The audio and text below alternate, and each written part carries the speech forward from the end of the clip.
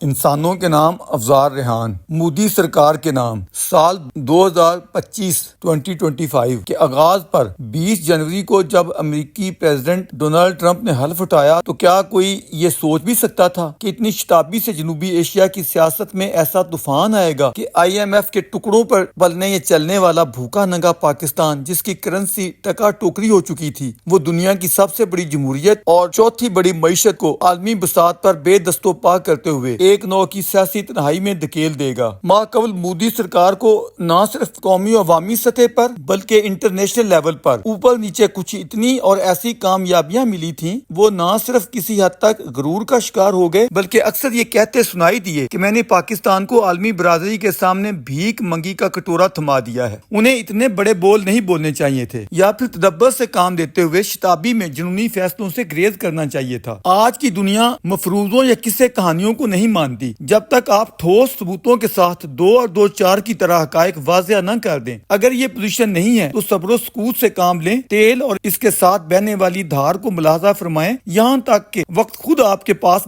بہت سے حقائق و کوائف لے آئے۔ آپ نے اپنی خارجہ پالیسی میں ایک اصول ہمیشہ کے لیے طے کر رکھا ہے کہ ہم چونکہ خود ایک عالمی طاقت ہیں، اس لیے کسی بھی دوسری طاقت کو یہ حق نہیں دیں گے کہ وہ ہمارے معاملات میں ٹانگ اڑائے یا بندر بانٹ کے لیے براجماع ہو جائے۔ پاکستان کے ساتھ روز اول سے جھوٹا سچا جیسا تیسا جموں کشمیر نام کا تنازع تو بہرحال چلا آ رہا ہے۔ آپ نے اس ایشو کو کنٹرول کرنے میں سب سے پہلی غلطی از خود یہ کی کہ جب مہاراجہ ہری سنگھ سے باضابطہ طور پر آپ کے نام الحاق کی دستاویز سائن ہو گئی اور آپ نے اس کی مطابقت میں عین اصولی قانونی اور سیاسی ضابطے کی پیروی کرتے ہوئے اپنی فورسز ریاست میں اتار دیں جنہوں نے پوری حکمت اور طاقت کے ساتھ گھس بیٹھیوں کو مار بھگایا، تو پھر عین اس حساس موقع پر آپ لوگوں کی ایسی کیا مجبوری تھی کہ آپ نے اپنے اس قومی سلامتی کے قانونی ایکشن کو تکمیل کے آخری مرحلے تک پہنچانے کی بجائے ادھورا چھوڑتے ہوئے 1/3 خطہ گھس بیٹھیوں کے پاس رہنے دیا اور یوں شتابی میں سری نگر واپسی کی راہ لی۔ تاریخی طور پر اس اتنی بڑی قومی کوتاہی کا باضابطہ جواب اس وقت کی انڈین سرکار کے ذمہ ہے۔ اس کے ساتھ ہی دوسرا اس سے بھی بھیانک بلنڈر اسی سرکار سے یہ سرزد ہوا کہ اپنے قومی و ملکی تنازع کو بلا جواز اپنی کوتاہ بینی سے UN کی سلامتی کونسل میں لے کر چلے گئے۔ وہ کیوں؟ آپ کی کیا مجبوری تھی؟ ہونا تو یہ چاہیے تھا کہ اگر آپ کا مخالف فریق عالمی ادارے میں جانے کی ایسی کوئی کاوش کرتا، آپ قانون آزادی ہند میں طے کردہ اصول کی مطابقت میں مہاراجہ کی دستخط شدہ دستاویز الحاق سامنے لاتے ہوئے اپنے متروں کے تعاون سے ایسی کاوش کا ویٹو کروا دیتے۔ شاید انہی 2 چوٹوں کو کھانے کے بعد کانگریسی سرکار کو یہ ادراک ہو گیا کہ اب کسی بھی طرح ہم نے اپنے قومی ایشو کو عالمی ایشو نہیں بننے دینا۔ امن ہو یا جنگ، اپنے اس علاقائی تنازع کو شریر ہمسایہ سے بھی 2 طرفہ ایشو منوا کر چھوڑنا ہے۔ یہ اسی احساس زیاں یا ندابت کا نتیجہ تھا کہ 1965 کی پاک ہند بڑی جنگ کے بعد تاشکند میں شاستری جی جیسے کمزور پردھان منتری نے بھی کوسیگن کی نگرانی میں پاکستانی فیلڈ مارشل صدر جنرل ایوب خان جیسے طاقتور پہلوان کو یہ ماننے پر مجبور کر دیا کہ کشمیر پاکستان اور بھارت کا باہمی 2 طرفہ ایشو ہے جسے کسی بھی صورت عالمی تنازع نہیں بننے دیا جائے گا۔ یوں اپنا یہ مطالبہ منواتے ہوئے انہوں نے پاکستان سے چھینے گئے وسیع خطے بھی اسے لٹا دیے۔ یہی اعلان تاشکند جنوری 1966 کے وہ راز تھے جن کے کارن ایوب خان کے عیار فورن منسٹر نے اپنے باس کو زچ کرنے اور گرانے کے لیے موقع سے خوب فائدہ اٹھایا، جبکہ دوسری طرف شاستری جی پر میدانی جیت کو ٹیبل ٹاکس میں کمزوری دکھانے والا گردانتے ہوئے ایسے دباؤ کا سامنا کرنا پڑا کہ وہ اپنے ہم وطنوں کا سامنا کرنے کی بجائے وہیں تاشکند میں ہی ڈھیر ہو گئے۔ یہ بالکل ویسی صورتحال تھی 1962 کی ہند چین جنگ کے بعد پنڈت جواہر لال نہرو کو اتنی بڑی شکست کا سامنا کرنا پڑا اور ان کی جو کیفیت ہوئی، وہ نہرو جو ہنوز ہندی چینی بھائی بھائی کے نعروں کی گونج سے ابھی تک نکل نہیں پائے تھے، ماؤ اور چون لائی کی چلاکی کو نہ سمجھ پائے اور شتابی میں ہونے والی یہ لگار کے نتیجے میں انہیں جو صدمہ پہنچا بالآخر وہ ان کے لیے جان لیوا ثابت ہوا۔ سچ تو یہی ہے کہ وہ اس کے بعد زیادہ دیر سکون کے ساتھ ٹک نہیں پائے۔ 71 کی جنگ میں شریمتی اندرا گاندھی نے پاکستانی جارحیت پر اپنے شریر ہمسائے کو تگنی کا جو ناچ نچایا اور جس طرح اس کی تذلیل کی، شاید پاکستانی سپاہ کی آنے والی نسلیں بھی اپنے چہروں پر لگنے والی اس سیاہی کی شرمندگی سے نکل نہ پائیں گی۔ پاکستان کو 2 لخت ہی نہیں کر ڈالا، اس کی 93,000 فورسز کو جنگی قیدی بنا لیا اور مغربی پاکستان کے اچھے خاصے ایریاز کو ہتھیا لیا اور پھر 1972 میں شریمتی جی نے دریا دلی کا مظاہرہ کرتے ہوئے شملہ معاہدہ کیا، جس کے تحت نہ صرف قیدی بنائے گئے تمام فوجی اور سیولین رہا کر دیے بلکہ چھینے گئے تمام خطے بھی واپس پاکستان کو لوٹا دیے، صرف ایک شرط منواتے ہوئے کہ پاکستان آئندہ سے کشمیر کو عالمی ایشو نہیں بنائے گا اور اسے محض دو طرفہ باہمی میوچل ایشو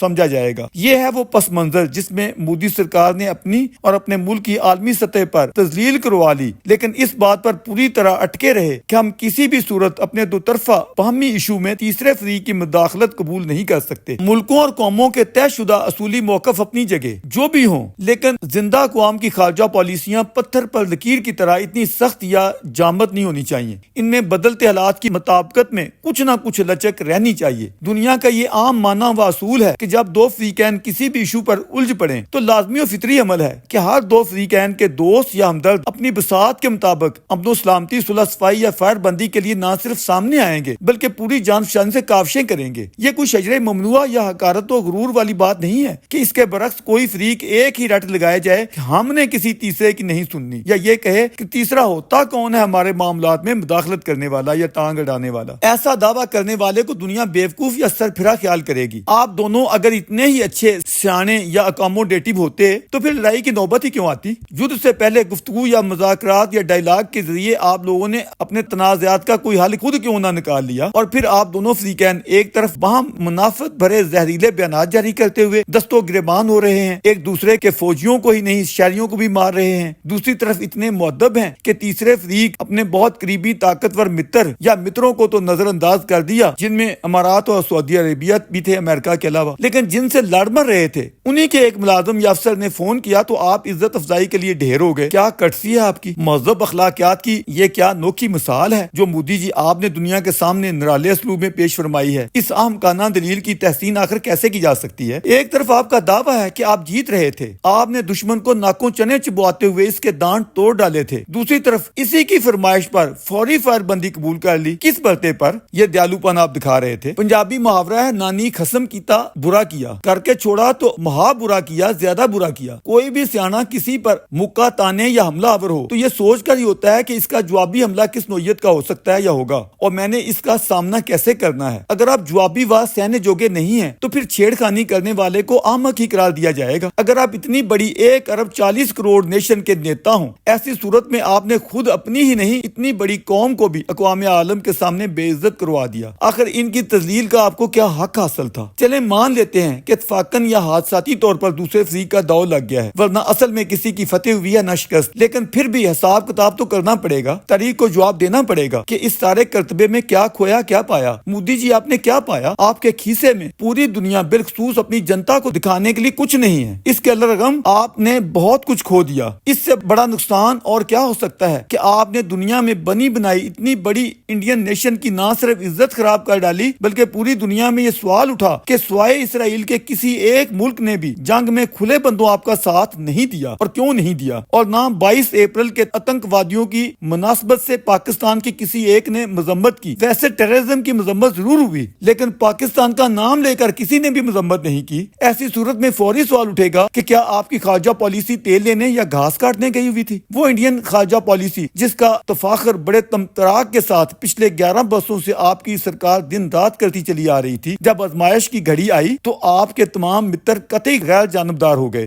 رشیا جیسا ازمودہ قدیمی متر بھی اس گھڑی غیر جانبداروں کی صفوں میں پایا گیا، جبکہ دوسری طرف کم از کم چائنا، ترکیہ اور آذربائیجان نے پوری توانائی کے ساتھ کھل کر نہ صرف سیاسی اور سفارتی بلکہ مادی لحاظ سے بھی پاکستان کی حمایت و مدد میں کوئی کسر اٹھائے نہیں رکھی۔ رہ گیا گزشتہ کئی دہائیوں سے چلا آ رہا آپ کا سب سے قریبی اتحادی یا پارٹنر امریکہ۔ اس کے صدر نے تو گویا آپ کو ڈبونے اور آپ کے حریف پاکستان کو نوازنے یا اس کی شان میں قصیدے پڑھنے کے ریفرنس سے تمام سابقہ ریکارڈ ہی توڑ ڈالے۔ پاکستان کا حقیقی حکمران جس نے آپ کے خلاف نہ صرف بیان بازی میں اخیر کر دی تھی بلکہ کارروائیاں ڈالنے میں بھی کوئی کسر اٹھائے نہیں رکھی تھی، جو آپ کی موجودہ تمام تر شرمندگی اور جاگنسائی کا باعث ہی نہیں واضح سمبل بن کر ابھرا ہے۔ جب آپ کے متر ٹرمپ نے اسے وائٹ ہاؤس لنچ پر مدعو کیا تو آپ کو بھی کینیڈا فون کرتے ہوئے جہاں G7 کانفرنس میں شرکت کے لیے آپ گئے ہوئے تھے واشنگٹن مدعو کیا۔ مدعا صاف واضح تھا، وہ مضحکہ خیز امریکی پریزیڈنٹ جو سیاسی رموز اور مجبوریوں سے اچھا خاصا نابلد ہے، اس کے اندر موجود یہ خواہش آپ بھی بھانپ چکے تھے کہ وہ اپنی عالمی جے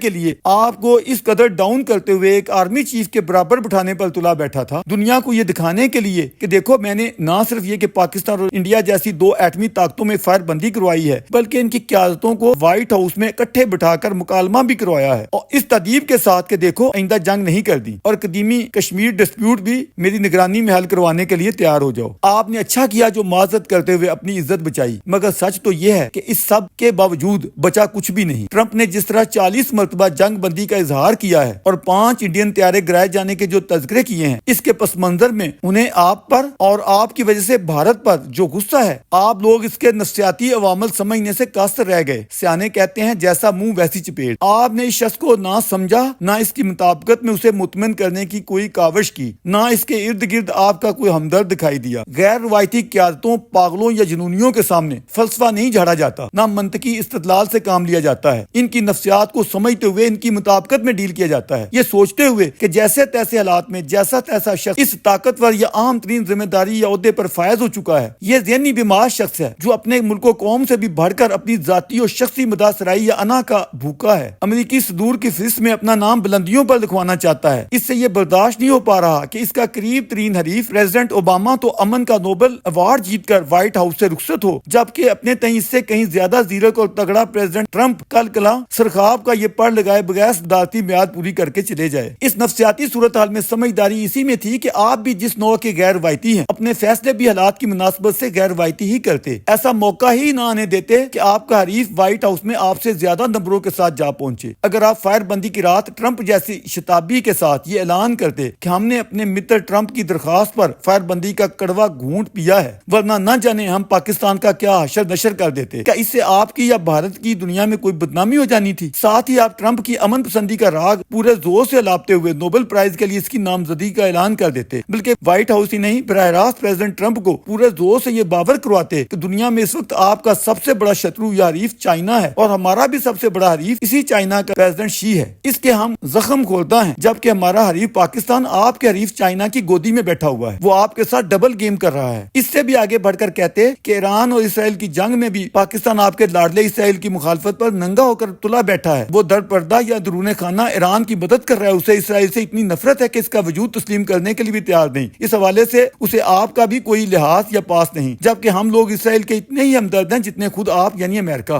ہم تو آپ کے فطری اتحادی ہیں ہر حوالے سے۔ ہم ایران سے تعلقات اس لیے رکھتے ہیں تاکہ قطر کی طرح اسے سمجھا سکیں، ورنہ آپ کے شترو ہمارے شترو، آپ کے متر ہمارے متر۔ کیا ان میں سے کوئی ایک بات غلط یا خلاف حقیقت ہوتی؟ رشیا کے معاملے میں بھی آپ لوگ یہ موقف اختیار کر سکتے تھے کہ ہم تو آپ جیسی ڈیموکریسی ہیں، بھلے ہم یوکرین کے خلاف کیسے جا سکتے ہیں، اس کی سوورنٹی اور علاقائی خود مختاری کے خلاف جارحیت کی حمایت کیسے کر سکتے ہیں؟ ہم تو اس حوالے سے جو بائیڈن کے دور میں بھی فائر بندی کی کوشش کرتے رہے ہیں۔ ہم آپ کے ساتھ پوری طرح سہمت ہو کر بیک آواز چلنا چاہتے ہیں۔ ہم پیوٹن کے ساتھ اپنے دیرینہ تاریخی، سیاسی اور تجارتی تعلقات کو آپ کے حق میں استعمال کرنا چاہتے ہیں۔ کیا ان میں سے کوئی ایک بات بھی غلط تھی؟ ایشیا پیسفک میں انڈیا کی جو اہمیت ہے، ڈیموکریٹک تائیوان کی سلامتی کے حوالے سے امریکہ کے جو خدشات یا چیلنجز ہیں، ان میں چائنا کے ہمسائے کی حیثیت سے انڈیا سے بڑھ کر امریکہ کی معاونت کون کر سکتا ہے؟ یہی صورتحال برکس میں ڈالر کی بلتری کے حوالے سے انڈیا کی ہے۔ امریکی، یورپین اور عرب اتحادیوں سے لے کر آسٹریلیا، ساؤتھ کوریا اور جاپان تک آپ کے جو مراسم ہیں، آخر امریکہ کے ساتھ آپ کا ٹکراؤ کہاں تھا؟ رشین آئل کی خریداری پر بھی امریکہ کو مطمئن کیا جا سکتا تھا، کیونکہ وہ خود بھی کئی چیزیں